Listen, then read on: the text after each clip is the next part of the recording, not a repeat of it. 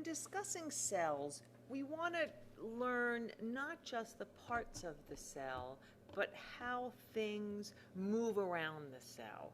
And a really good example of movement within the cell is ribosome biogenesis. And we use the term biogenesis to talk about not just what what ribosomes make, but how they're made. So if we said ribosome synthesis, we might think we're talking about what ribosomes make. So biogenesis just is sort of a fancy word to mean how ribosomes get made. Right? So there's a number of ways to look at a ribosome. Ribosomes are organelles. They're not bound by a membrane the way that, say, the Golgi apparatus or lysosomes or the nucleus is. They're consist of two halves or parts or subunits. So the small subunit and the large subunit. You'll sometimes see the subunits referred to by a number and a unit called S. So the 30S and the 50S ribosomal subunits in prokaryotes, for example. That S is just a unit that refers to how big, how well, and how fast something sediments in a sucrose gradient. It's because molecular weight isn't big enough to reflect the size of these things. So there's sort of, a ribosome is a lot smaller than, say, the Golgi, but it's a whole lot bigger than a protein. In fact, they're made of a minimum of, say, about 33 proteins and at least one RNA of, say, 2,000 base pairs. So they're pretty big. So sometimes they just get drawn in this blob view. You can see it's just the big blob. And sometimes the large subunit is drawn on top, and sometimes it's drawn underneath the small subunit. But if we look at it in a more detailed view, we can see all the different molecules that make them up. And so there's lots of individual proteins, plus there's all this RNA. And so on the left is shown a small subunit, and the right is shown a large subunit, and they're actually even from two different species, but they're relative arrangements. And before we go any further, I just wanted to have an aside about the term subunit. So when we talk about, say, an enzyme that's made of a couple of different proteins, and we talk about a catalytic subunit and a regulatory subunit, in this case, each subunit is one polypeptide. But for the ribosome, the subunit, as we said, is a whole lot of molecules. And so if we really drew these things to scale, the enzyme would be way, way, way smaller than the ribosome itself. And so often be aware that in drawings of the cell, proteins made by the ribosomes are drawn as though they're as big as the whole ribosomal subunit, and that's not really the case. All right, so back to ribosome biogenesis. So what I show here is this cartoon of a cell. And so the cytoplasm is out here, and this is the nucleus. Nucleus, I can spell nucleus. And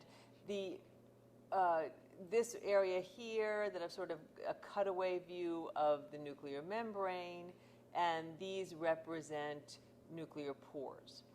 And remember that the nucleolus, and I'll spell it right this time, nucleolus, is a region within the nucleus. It's not sort of a separate, it's not membrane bound, it's just a subcompartment. So I'll change to a dotted line, and I'll sort of draw a little area like that. That's going to be my nucleolus. And DNA, so we'll make the DNA, say we'll make that blue.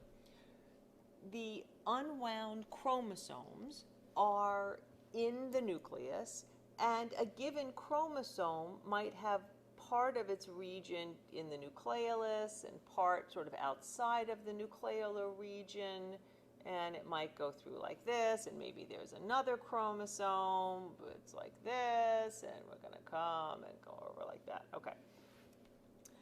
And the DNA, of course, contains genes. Genes are transcribed, and the product of transcription is always RNA. And RNA comes in different categories, just like proteins. Like some proteins are enzymes and some proteins are membrane proteins.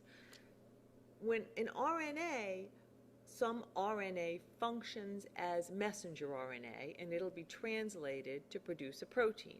And then other RNAs is ribosomal RNA or tRNA or small nuclear RNAs. And so in the nucleolus, the DNA in the nucleolus contains genes that are needed to make the parts of the ribosomal subunits. And so I think I'm going to change colors here, and we'll use sort of two different colors to represent RNA. So let's say messenger RNA, so genes that are going to code for proteins, right? There's a number of them, and so a protein gene here in the nucleolus, this would be a ribosomal, and that's what the little R means, a ribosomal protein. Let's erase that. Try to erase that. A ribosomal protein gene. Let's go back to my orange. Ribosomal protein gene. Right. And so this would be just a regular gene, this one over here would be a gene that just codes for some other kind of protein. And also in the nucleolus are genes that code for ribosomal RNA, so ribosomal RNA. And this is just going to be the RNA part of the ribosome. And there are a number of different, let me go back to this color, right? We said, there are many different proteins in the ribosome. So there are 33 different proteins minimum in a small ribosomal subunit. So there's going to be a number of different, but we'll just proteins, we'll just focus on one. So out in the cytoplasm, let's go to the cytoplasm. So the cytoplasm contains, it's a red, ribosomal subunits. And there are small subunits and there are large subunits, right? And unless the ribosomes are in the process of translating something, they're separate from each other. So a messenger RNA, and that's this color, so this messenger RNA is going to leave the nucleus, go out through a pore, out to the cytoplasm, oh, and here it is. It's messenger RNA, mRNA. And it will be engaged by a ribosome, and so a ribosome is going to bind it, a small subunit and a large subunit, right? And it will it'll move sort of down the messenger RNA, and as it moves down the messenger RNA, it's going to make a protein. And so let's make that protein, I'm going to have to change colors here. Let's make it a green protein. So initially you just make a lot of it, and then the ribosome that's down here, it's a little bigger protein. And this protein, when the ribosome is finished reading all the information in the messenger RNA, this protein is complete and it's released, and then it's going to have to go back into the nucleus, back into the nucleolus, and here is the protein, right? And it's going to go into the nucleus because it contains a nuclear localization signal as part of its primary sequence. Once it gets back into the nucleolus, and of course there are a number of other proteins that have been made, they're going to assemble along with that RNA. Remember the ribosomal RNA that was right here? Oh, that's supposed to be a different color. Ribosomal RNA that's right there. There we go. So this ribosomal RNA will complex with this, and all together, the protein plus the RNA, and I'll make a little bracket here, that's going to assemble, we're going to make that red, a ribosomal subunit. Now, I'm sorry, I had to change colors there, but I only have so many shades of whatever. So this ribosomal subunit. Now, the ribosomal subunit, once it's made, it's got to go back out to the cytoplasm. So it's got to travel through a nuclear pore, back out to the cytoplasm, and that's where this pool of new ribosomal subunits come from. The cell is constantly making ribosomal subunits because it needs a fresh supply of ribosomes.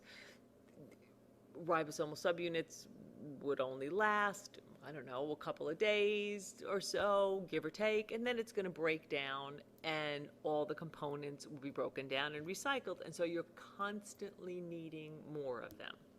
In the meantime, of course, these other messenger RNAs for genes outside the nucleolus, for just so all the other kinds of proteins that are in the cell, right, those were orange. So let's go back to this, right? So these are non-ribosomal proteins. They're just other protein-coding genes, right? These are also moving through the pores out to the nucleus, right? And there it is, and they're going to be engaged by ribosomes, right? And they'll make protein, so let's make them a different shade of green. It's a different, we'll make it that color, right? So that's going to make that protein.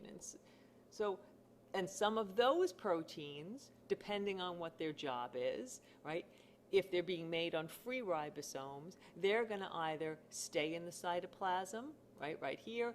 Maybe they're going to go back into the nucleus because it's a histone protein or something. It's got to go back into the nucleus, or it's got to go into the mitochondria. We didn't draw mitochondria here. Let's draw mitochondria, right? It's got to go into the mitochondria. That's another possibility for location.